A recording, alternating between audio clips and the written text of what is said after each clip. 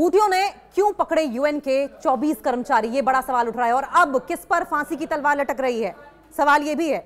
देखिए, यमन में हूथी विद्रोहियों ने यूएन के कुछ ऑफिसर्स को हिरासत में ले लिया है।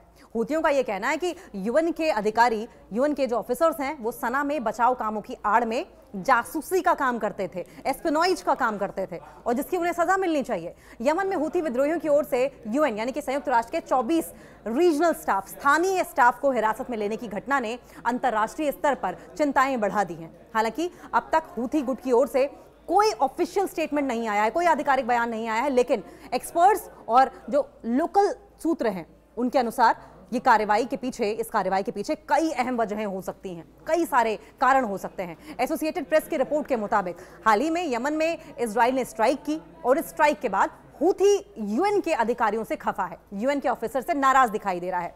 उनका कहना यह है कि यूएन के अधिकारी सना में एस्पिनॉइज का काम कर रहे थे, जासूसी का काम कर रहे थे। वहीं एक्सपर्ट्स का यह भी मानना है कि यह कार्रवाई उन स्थानीय कर्मचारियों को चेतावनी देने के लिए भी की गई है जो हूथी की नीतियों से सहमत नहीं है या फिर कथित रूप से विरोधी गुटों से वो सहानुभूति रखते हैं, सिंपैथी रखते हैं।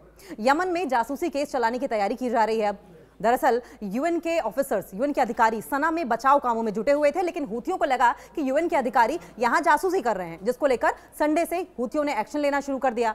यूएन के जो पदाधिकारी हैं, उन पदाधिकारियों का ये कहना है कि कहां ले जाया जा रहा है, इसकी कोई खबर नहीं है। खबरों के मुताबिक हूथी विद्रोही इन ऑफिसर्स के खिलाफ जासूसी केस चलाने की तैयारी कर रहे हैं। सवाल यह है कि क्या इन अधिकारियों पर फांसी की तलवार लटक रही है, क्योंकि सूत्र ये कह रहे हैं, सूत्रों के मुताबिक जिन कर्मचारियों को पकड़ा गया है वे विभिन्न यूएन एजेंसियों जैसे कि यूएनडीपी, संयुक्त राष्ट्र विकास कार्यक्रम, WFP, विश्व खाद्य कार्यक्रम, और इसके अलावा यूनिसेफ और OHCR यानी कि मानवाधिकार कार्यालय के लिए काम करते थे, और इन अधिकारियों को गिरफ्तार किया गया है। यूएन अधिकारियों को फांसी की सजा हो सकती है, ऐसा भी कहा जा रहा है।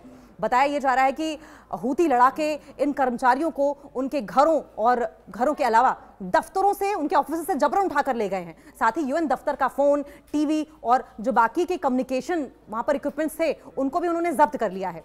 यमन की कानून प्रक्रिया के मुताबिक अगर इन यूएन अधिकारियों पर जासूसी का केस चला और फिर साबित हुआ तो उन्हें यमन में फांसी यानी कि मौत की सजा भी हो सकती है। वहीं दूसरी तरफ हूथी के विद्रोहियों पर इजराइल का स्ट्राइक लगातार जारी है।